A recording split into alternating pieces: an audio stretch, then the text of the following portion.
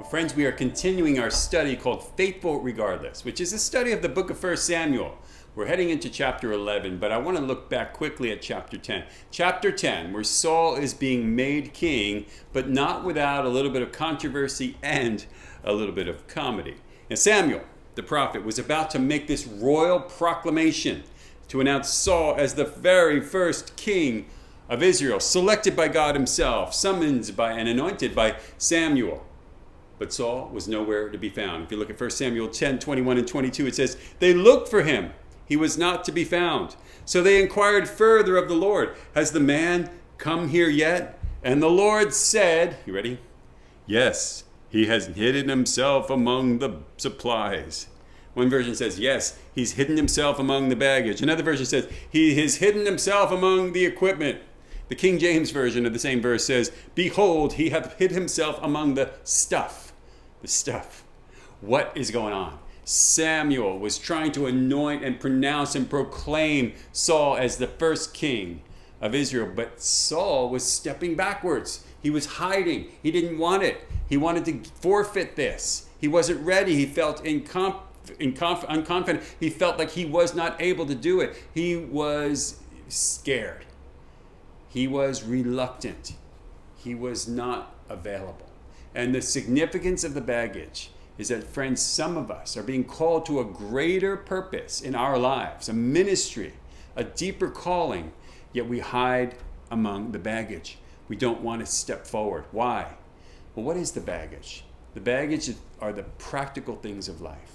The baggage or the equipment or the stuff are the things that we can hide behind, the practical things, the comfortable things, instead of stepping forward into the fullness of the ministry that God has for us. And I want to tell you, let's not be like Saul. Jesus himself said, if you want to follow me, you have to follow me even if there's not accommodations like the foxes have holes, the birds have nests. You have to follow me now, not go and wait until you tie up loose ends.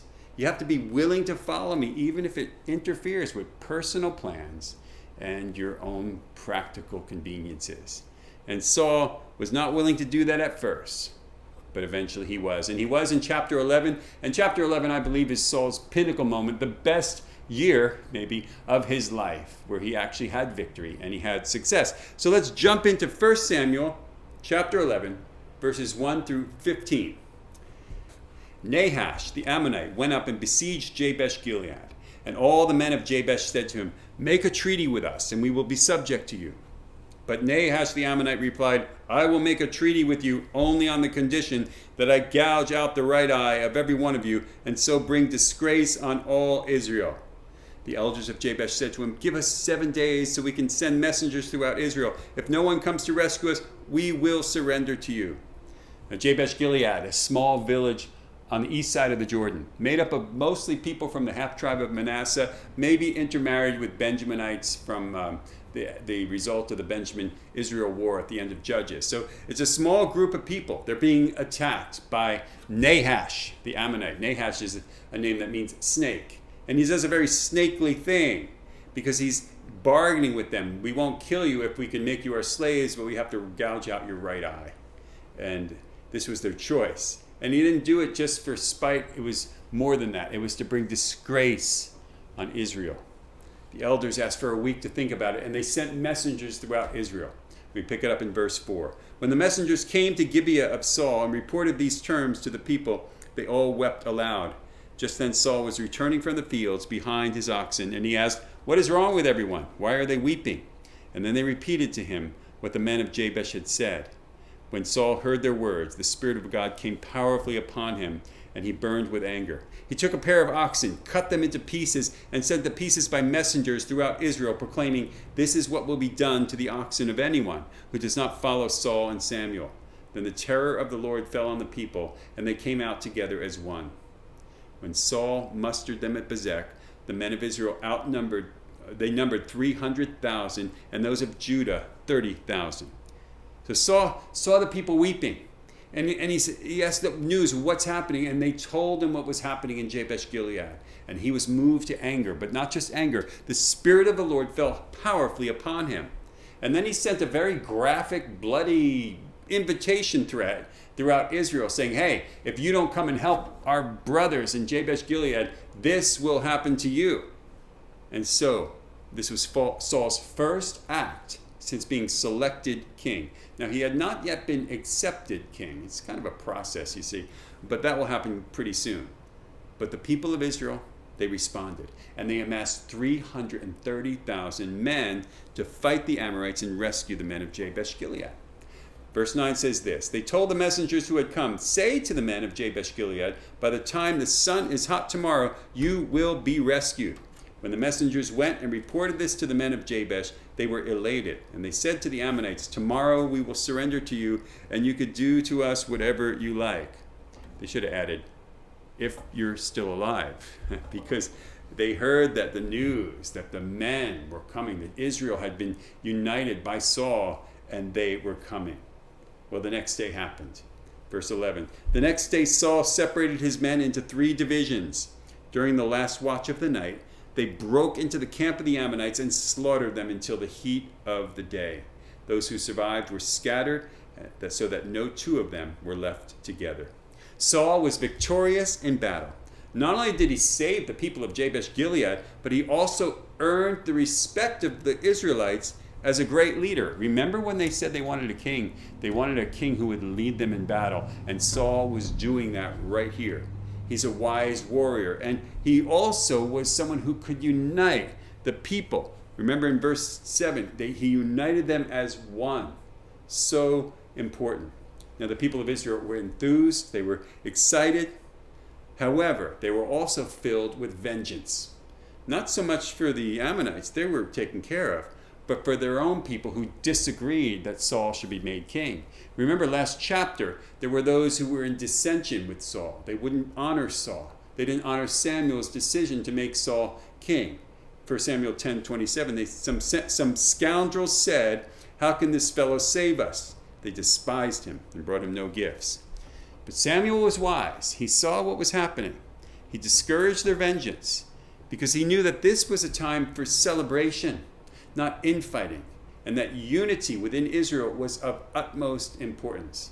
So here's what happened. Verse 12, then the people said to Saul, who was it that asked, shall Saul reign over us? Turn these men over to us so that we may put them to death. But Saul said, no one is to be put to death today, for this is the day the Lord has rescued Israel.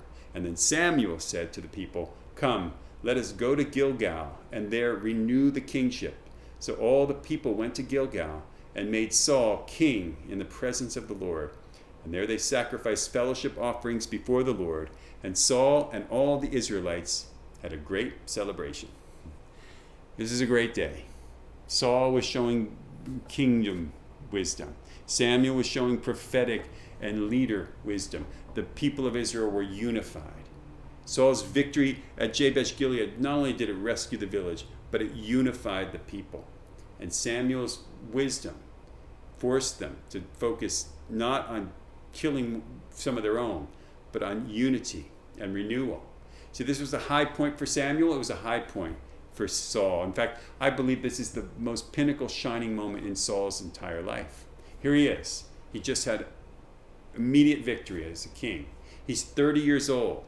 He's now king. The people are unified. The enemy's defeated. All of Israel is having a great celebration. This was a good day for Saul. Now in chapters to come, things start to deteriorate a little bit. The very next chapter, Samuel is warning them that if they turn away from God, both they and their king could perish. So we see that take place. Soon Saul blows it. He turns to foolishness. He turns to jealousy against David. He turns to vengeance. He becomes practically insane. And things don't always end well for Saul. In fact, they didn't end well at the very end of his life. If you jump ahead 20 chapters, I know this is a little bit of a jump ahead preview, but the very end of Saul's life in chapter 31, he's depressed, he's defeated, he's fighting a battle on Mount Gilead, and all 3 of his sons are killed by the Philistines. He himself is critically wounded with an arrow. And he tells his armor bearer, pierce me through with your sword so that these Philistines won't kill me, won't have the pleasure of killing me. His armor bearer wouldn't do it. So Saul falls on his own sword, commits suicide, and there he is, dead on the battlefield. And if that wasn't enough, the Philistines came by, they noticed his body, they took him, they decapitated him and hung him on the wall of their city as a trophy to disgrace Israel. Terrible, terrible, terrible ending for a king. The only bright spot at the end of Saul's life is this, that there was a small group of people from a small village who heard about what the Philistines had done, and they decided to risk their own lives to go fight through the enemy barracks and take down the bodies of Saul and his sons and retrieve them and give them a proper burial in their own land. Who were they? Who would do this? Guess who it was? We find out in 1 Samuel 31, 11 through 13. When the people of Jabesh Gilead, the town he had rescued, heard what the Philistines had done to Saul, all their valiant men marched through the night to Bethshan. They took down the bodies of Saul and his sons from the wall of Bethshan and went to Jabesh, where they burned them. And then they took their bones and buried them under a tamarisk tree at Jabesh, and they fasted 7 days. You see, the men of Jabesh Gilead had not forgotten what Saul did 42 years prior. And they risked their lives to honor Saul and his sons by giving them a proper burial. Amazing. But when we look back at this chapter, there's two things that stick out for me. It's unite and fight. Unity and being willing to defend our brothers and sisters. This chapter speaks of unity. It reminds us that there are times that we must unite and fight for the sake of our brethren, our people, for the sake of those who are unjustly being attacked. Christians, as you know, are the subject of much ridicule and targets for the enemy, both spiritual enemy and physical enemies as well. And we're called to defend one another, not to fight one another. We have to encourage one another, pray for one another, do spiritual warfare for one another, because we have enemies that constantly attack us, motivated by the spirit of the Antichrist who is against us, the one who Jesus calls a thief in John 10:10, who comes to kill and steal and destroy us. So we need to be mindful of this and be willing to speak well, to defend, and in some cases, do spiritual battle on behalf of not just ourselves, but our brothers and sisters.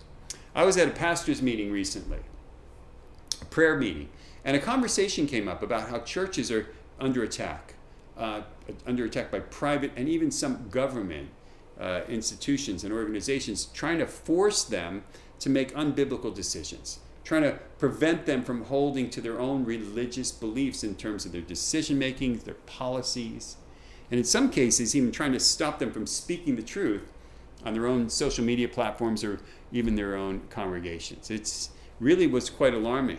And there was a lawyer there who represented a firm of lawyers who really was put together to defend Christian churches from these types of things, and talked about how there's some cases right now that are taking place right now where churches are under investigation and are being sued or fined completely unjustly, simply for holding to biblical principles.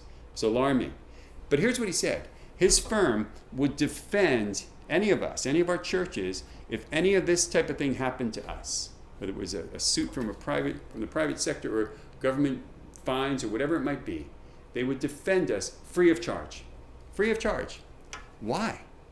Why? I thought, well, why would they do it free of charge? And here's why. Because he recognizes that we are a body and the body is under attack. We are a body and we need each other. We are a body not just to get along with one another, but in some cases defend and fight for one another, as this man was willing to do. You know, sometimes we're too busy fighting one another rather than fighting for one another. And it's the oldest battle plan. The enemy is trying to get us to divide so that he can conquer us, divide and conquer. But Paul tells us there should be no division among us. In fact, 1 Corinthians 12, 25 and 26 says this: there should be no division in the body, but that its parts should have equal concern for each other. If one part suffers, every part suffers with it. If one part is honored, every part rejoices with it. In Romans, he tells us that we need to share everything with one another, but he even goes further to tell us that We need to mourn together or rejoice together. Weep with those who weep, rejoice with those who rejoice. And here's where it comes from, Romans 12, some of the verses between 5 and 16. Verse 5 says, in Christ, though many, we form one body, and each member belongs to all the others. Verse 10, be devoted to one another in love. Honor one another above yourselves. Share with the Lord's people who are in need. Practice hospitality. And verse 15 says this, rejoice with those who rejoice. Mourn with those who mourn. Live in harmony with one another. Friends, it's so important. It's not okay for us to ignore the mourning of one in our family and just rejoice with those who are being insensitive.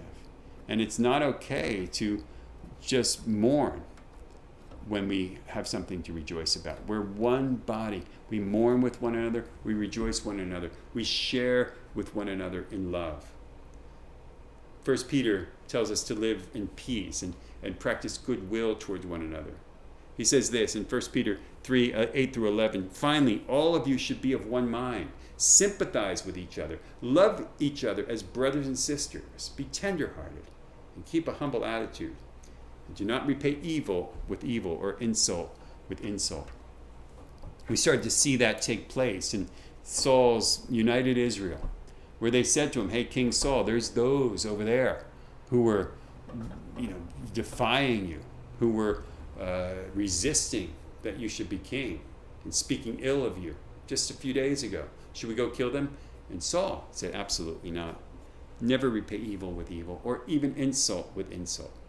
Because one of the primary messages of the New Testament, Jesus himself puts forth a very solid statement, a very important, significant statement, and it often gets overlooked. And it's the Lord's command to us in John 13 when he says, love one another. Love one another. Now, there's many times he's telling us to love the foreigner, love the stranger, love those you don't know. But in this case, he tells us a new commandment. Commandment's a big deal, and this is a new one. And basically, it can be interpreted as love other Christians, because he's telling the believers, hey, you guys, love one another, love other Christians. John 13, 34 and 35, it says, so now I'm giving you a new commandment. Love each other just as I have loved you. You should love one another. Your love for one another will prove to the world that you are my disciples. As that old song, they'll know we are Christians by our love. I didn't believe that. That's true. But it's kind of incomplete, because really what Jesus is saying in John 13 is they will know we are Christians, or you are my disciples, by your love for one another. Your love for one another. I remember I was at an outreach one time. We had our bands on the street. We're playing, we're preaching. And there were some people observing, particularly one shop owner in this town that we were having the outreach in. Just observing. And at the end, one of us got talking to him. It wasn't me, but a friend of mine talked to him and wanted to know what he thought about the music, about the preaching, about the literature we're handing out. He goes, I don't really give that any thought. But one thing that did impress me was you guys all seem to like one another. In fact, you all seem to love one another. It's very impressive. There's people hugging and having the greatest time together. He was impressed by Christians' ability to love one another. It is impressive. They'll know we're Jesus' disciples by our willing to love. And that includes weeping with those who weep, rejoicing with those who rejoice, being willing to unite and even fight for and defend one another. We're not just to say we love one another, we have to really mean it and really do it. Romans 12, 9 and 10 says this, don't just pretend to love each other. Really, don't just pretend to love others. Really love them. Hate what is wrong. Hold tightly to what is good. Love each other with genuine affection and take delight in honoring one another. Do we take delight in honoring one another? Or when someone gets honored, do we, snicker to someone else and try to put them down? Do we ridicule someone who's being honored or having a moment of success? Do we criticize them? When the world, the cacophony of chorus of criticism, how do you like that for an alliteration, starts to make fun of Christians, do we join in and make fun of them as well? That's not honoring one another. We need to take delight in honoring each other. Paul is speaking to and about Christians here. And there's one that always sticks out to me. It's Galatians 6:10. And it's a do-good verse. It's telling us to do good to people. But he makes one group more of the object and the recipient of the do-gooding.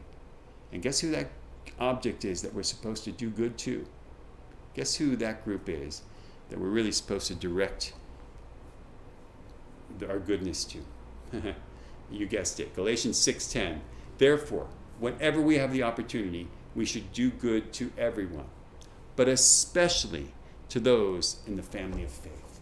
Especially to those in the family of faith, other Christians. In other words, we are to do good for as many people as we are able, and we really should.